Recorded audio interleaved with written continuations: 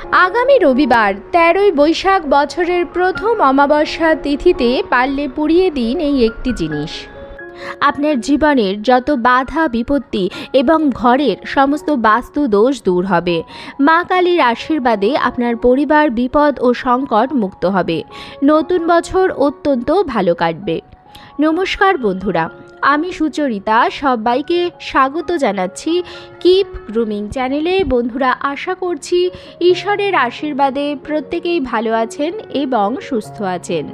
চলছে বৈশাখ মাস, অর্থাৎ হিন্দু বর্ষ পঞ্জিকার সর্বপ্রথম এবং শ্রেষ্ঠ মাস চলছে বৈশাখ মাস। বৈশাখ মাসের অমাবস্যা তিথিটি অত্যন্ত গুরুত্বপূর্ণ এবং যে কোনো উপায় বা প্রতিকার করবার জন্য অত্যন্ত ফলপ্রদায়ী একটি তিথি। আর হাতে গোনা কয়েকদিন বাকি, সামনেই আসতে চলেছে বৈশাখী অমাবস্যা। এই বিশেষ তিথিতে আপনারা কিভাবে আপনাদের জীবনের বাধা বিপত্তিগুলো মুক্ত হতে পারেন একটি সামান্য উপায়ের মাধ্যমে, সেটি আজকের এই ভিডিওটিতে আমি আপনাদের সঙ্গে শেয়ার করব। এবং তার সাথে সাথে আমি এটিও বলে দেব কি কি সাবধানতা অবশ্যই অবলম্বন করবেন। তাই আমার সকল দর্শক বন্ধুদের অনুরোধ করব যে আজকের এই ভিডিওটি একদমই স্কিপ না করে সম্পূর্ণ দেখবেন। দেখার পর যদি ভালো লাগে তাহলে অবশ্যই কিন্তু একটি লাইক করবেন, কমেন্টসে লিখবেন জয় মা কালীর জয়, এবং বন্ধুরা অবশ্যই ভিডিওটি শেয়ার করবেন আপনাদের নিকট আত্মীয় স্বজন এবং বন্ধু বান্ধবদের সাথে।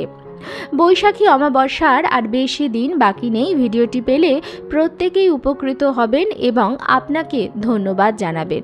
আজকালকার দিনে মানুষের জীবনে সমস্যার শেষ নেই। একজনের উন্নতিতে আর একজনের কিন্তু মনে জ্বালা অবশ্যই ধরে। কেউ কারোর ভালো চায় না এবং লোকে আপনার জন্য যে খারাপ চায় তার প্রভাব পড়ে আপনার কাজে, আপনার কাজের গতিতে। যে কাজটা হয়তো খুব সহজেই হয়ে যেত, সেই কাজটা বারবার বাধাপ্রাপ্ত হয়। আপনি নিজেকে কম আর এনার্জেটিক ফিল করেন। ঘরে আসলে মন খারাপ হয়ে যায় বা মাথা গরম হয়ে যায়। এই সমস্ত কিছুই কিন্তু হয় পরিবেশের কারণে, বাস্তুর কারণে। মা কালী অশুভ শক্তির বিনাশ ঘটান। তাই আপনার জীবনে যদি কোনো কিছু খারাপ জিনিস থেকে থাকে, হয়তো আপনার কোনো নজর দোষ বা আপনার পরিবারে কারোর কুনজরের ফলে বাস্তু দোষ তৈরি হয়েছে এবং যার ফলে আপনাদের বাড়িতে প্রত্যেকটি সদস্যের মধ্যে নানা প্রকার মতবিরোধ শুরু হয়েছে, স্বামী স্ত্রীতে ঝগড়া কলহ প্রতিদিন লেগে রয়েছে, যদি এরকম আপনার বাড়ির পরিস্থিতি হয় তাহলে অবিলম্বে আপনার বাড়ির বাস্তু ঠিক করা উচিত। যদি আপনার ওপর কোনো রকম মানসিক চাপ থাকে যে আপনি কাজে মন দিতে পারছেন না, তাহলেও কিন্তু আপনার এই উপায়টি করা উচিত। তবে উপায়টি করতে হবে আপনাদের সন্ধেবেলা। এই উপায়টি করার ফলে আপনার জীবনের বাধা বিপত্তি দূর হবে এবং ধনৈশ্বর্য প্রাপ্তির যোগও তৈরি হবে। উপায়টি আপনারা সন্ধেবেলা করবেন এবং সকালবেলায় ঘুম থেকে উঠে আপনার বাড়ি ঘরদোর অত্যন্ত ভালোভাবে পরিষ্কার পরিচ্ছন্ন করে নেবেন। যে কোনো উপায় করবার জন্য বাড়ির পরিবেশ পরিষ্কার পরিচ্ছন্ন হওয়াটা অত্যন্ত জরুরি। যদি আপনারা চান যে আপনার ঘরের বাস্তু ঠিক হোক, তাহলে বাড়ি ঘরদোর সর্বদাই পরিষ্কার পরিচ্ছন্ন রাখবেন এবং এঁঠো বাসনকোসন ঘরে জমিয়ে রাখবেন না। বন্ধুরা, সেই দিন খুব সকাল সকাল ঘুম থেকে উঠে স্নান সেরে আপনারা বাড়িতে যেরমভাবে নিত্য পুজো দেন সেটি একটু বিশেষভাবে দিয়ে দেবেন। সেই দিন মা কালীর বিশেষভাবে পূজা অর্চনা করবেন। মা কালীকে আপনারা একটি জবা ফুলের মালা অবশ্যই পরাবেন, মাকে সিঁদুর পরাবেন, আপনার সাধ্যমতো নৈবেদ্য মা কালীর সামনে নিবেদন করবেন এবং প্রদীপ ধূপকাঠি জ্বালিয়ে মার পূজা অর্চনা করে নেবেন। এরপর আমি বলে দিচ্ছি যে কি কি জিনিস আপনাদের সকালবেলা জোগাড় করে নিতে হবে। বন্ধুরা, আমি আগেই বলেছি যে উপায়টি আমাদের করতে হবে সন্ধেবেলা, কারণ যে কোনো উপায় বা টোটকা করবার জন্য সন্ধেবেলার সময়টি হচ্ছে সব থেকে বেশি ভালো এবং যে কোনো জিনিস পোড়ানোর জন্য সন্ধেবেলাই হচ্ছে উপযুক্ত সময়। বন্ধুরা, যে জিনিস তিনটি আপনাদের পোড়াতে হবে সেগুলি হয়তো আপনাদের রান্নাঘরেই মজুদ আছে, তবুও আমি বলবো যে আপনারা পরিষ্কার পরিচ্ছন্নতার দিকটা খেয়াল করে আপনারা নতুন জিনিসও নিয়ে আসতে পারবেন। বন্ধুরা, আপনাদের জোগাড় করে নিতে হবে 7টি বা 3টি বা 5টি নিখুঁত তেজপাতা, 3টি বা 7টি লবঙ্গ, তেজপাতাগুলো যেন ছেঁড়া ফাটা না হয়, বোটা শুদ্ধ নিখুঁত তেজপাতা আপনারা জোগাড় করে নেবেন। এবং 5টি বা 7টি আপনারা নিয়ে নেবেন লবঙ্গ। প্রত্যেকটি লবঙ্গর যেন ফুলগুলি ঠিক থাকে এবং ডাঁটাটিও ঠিক থাকে, সেটিও আপনারা দেখে নেবেন। অর্থাৎ ফুল সমেত বোটা সমেত একটি লবঙ্গ এরকম আপনাদের নিতে হবে 7টি বা 5টি বা 3টি লবঙ্গ, অর্থাৎ যেটাই নেবেন আপনারা বিজোড় সংখ্যক নেবেন। আপনারা 3টি তেজপাতা 3টি লবঙ্গও নিতে পারেন, আপনারা 7টি তেজপাতা 7টি লবঙ্গও নিতে পারেন। এবং সেগুলি আপনারা নিয়ে রাখবেন সকালবেলা, এবং সেগুলি মা কালীর চরণের কাছে ঠাকুরের একটি পাত্র নিয়ে নেবেন, তার উপর রেখে দেবেন। এবং আমাদের লাগবে হচ্ছে কর্পূর। আমি আশা করছি কর্পূর হয়তো আপনাদের ঠাকুর ঘরেই মজুদ আছে। আর এই সমস্ত জিনিসগুলো তেজপাতা এবং লবঙ্গ যদি রান্নাঘরে আপনার আলাদা থাকে তাহলে খুবই ভালো, নতুবা আপনারা দোকান থেকে সংগ্রহ করে নেবেন সকালবেলায়। সকালবেলায় আপনারা মা কালীর পূজা অর্চনা করে নেবেন, এবং পূজা অর্চনা করার পরে আপনি ঠাকুর ঘর পরিত্যাগ করবেন। এরপর আপনি আসবেন হচ্ছে ঠাকুর ঘরে সন্ধেবেলা। যেরকম আপনি নিত্য সন্ধ্যা দেন, এই বিশেষ তিথিতেও আপনি নিত্য সন্ধ্যা দিতে তো অবশ্যই ঠাকুর ঘরে আসবেন। তখন আপনাদের এই উপায়টি করতে হবে।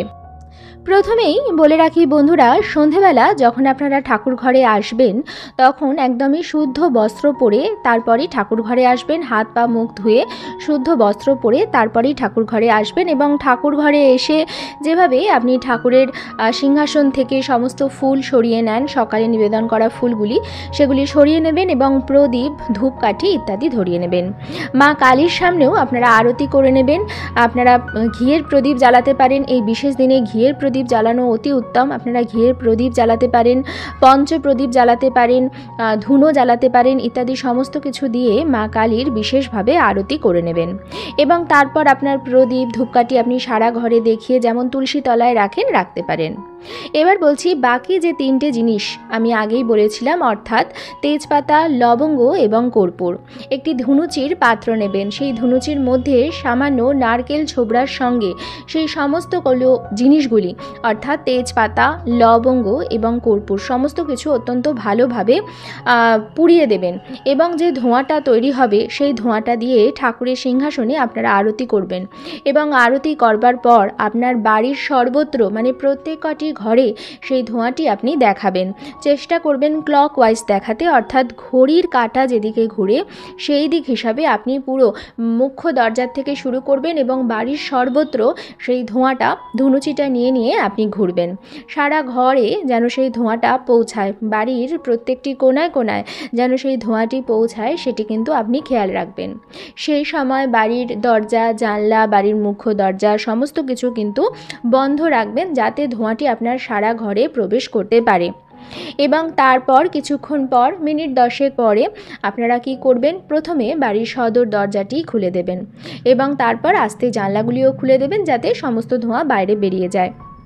বন্ধুরা, এই তেজপাতা, লবঙ্গ এবং কর্পূরের থেকে যে ধোঁয়াটি তৈরি হয়, এটা কিন্তু পরিবেশ থেকে যা কিছু খারাপ বা যা কিছু অশুভ আছে, সেটি খারাপ নজর হোক, আপনার খারাপ বাস্তু দোষ হোক, সমস্ত কিছু কিন্তু কাটাতে মোক্ষমভাবে কার্যকরী।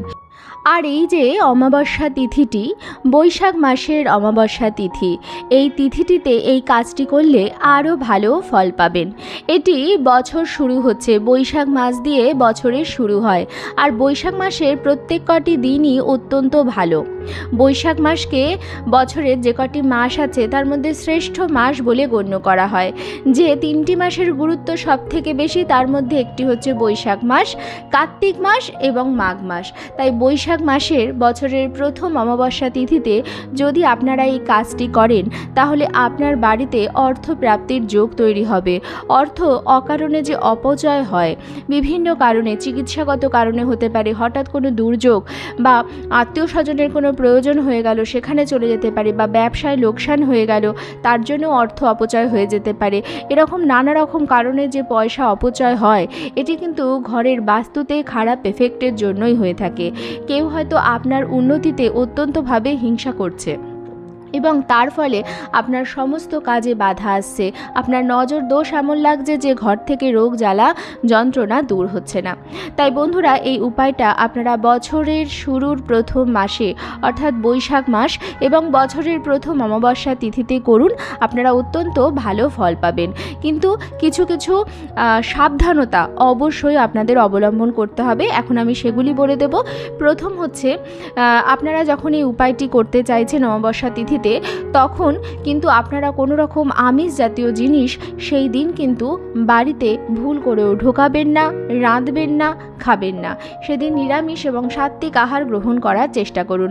মা কালীর পূজা অবশ্যই দেবেন। যদি বাড়িতে মা কালীর কোনো বিগ্রহ বা আলেখ্য না থাকে, তাহলে আপনি কোনো নিকটবর্তী মন্দিরে গিয়ে মা কালীর পুজো দিয়ে দেবেন এবং মা কালীর আশীর্বাদী ফুল বেলপাতা বাড়িতে অবশ্যই নিয়ে আসবেন। মা কালীর জন্য লাল জবা ফুলের মালা অবশ্যই নিয়ে যাবেন। এটুকু বন্ধুরা আপনাদের অবশ্যই করতে হবে। এবং যখন উপায়টি করবেন, তখন আমি আগেই বলেছি যে ঘরবাড়ি অত্যন্ত ভালোভাবে পরিষ্কার পরিচ্ছন্ন রাখবেন। বিশেষ করে রান্নাঘরে এঁঠো বাসন কিন্তু জমিয়ে রাখবেন না। যে কোনো উপায় করবার জন্য ঘরবাড়ির পরিষ্কার পরিচ্ছন্নতা, জায়গাটির শুদ্ধতা কিন্তু খুবই ভালোভাবে নির্ভর করে সেই উপায়টি কতটা কার্যকর হবে তার উপর। তাই রান্নাঘরে এঁঠো বাসন জমিয়ে রাখবেন না এবং এই কাজটি আপনারা করবেন বাইরের লোকের দৃষ্টির অগোচরে। যখন আপনারা এই কাজটি করবেন, তখন যেন আপনার বাড়িতে আপনার বাড়ির সদস্যরাই থাকে, বাড়ির বাইরের কোনো সদস্য যেন সেই সময় উপস্থিত না থাকে। কারণ আপনি জানেন যে আপনার বাড়ির প্রত্যেক যিনি সদস্যরা আছেন তারা সবাই বাড়ির ভালোই চায়, কিন্তু বাড়ির বাইরের কোনো সদস্য কতটা ভালো চায় কি চায় না সেটা আমাদের কারোর পক্ষেই জানা সম্ভব নয়। তাই এই কাজটি আপনারা চুপচাপ করবেন, অর্থাৎ লোকচক্ষুর গোপনে আপনারা এই কাজটি করবেন। এবং বেশি ভালো ফল পাওয়ার জন্য এই কাজটি আপনারা পরপর কতগুলি মঙ্গলবার এবং শনিবার করতে পারেন। আপনারা 5টি মঙ্গলবার এবং শনিবার পরপর এই কাজটি করতে পারেন। তাহলে আপনার বাড়ির বাস্তুতে যদি কোনো দোষ থাকে সেটি সম্পূর্ণভাবে কেটে যাবে। আজকের পর্বটি আমি এখানেই শেষ করছি। আশা করছি আজকের ভিডিওটি আপনাদের ভালো লাগলো এবং একটু হলেও উপকারে লাগলো। ভিডিওটি ভালো লাগলে অবশ্যই কিন্তু লাইক, কমেন্টস এবং শেয়ার করবেন বন্ধুরা। আর যদি চ্যানেলে নতুন হন তাহলে অবশ্যই চ্যানেলটিকে সাবস্ক্রাইব করে আমার সাথে থাকবেন। দেখা হবে কিপ গ্রুমিংয়ের নতুন আরও একটি পর্ব নিয়ে। সবাই খুব ভালো থাকবেন, সুস্থ থাকবেন।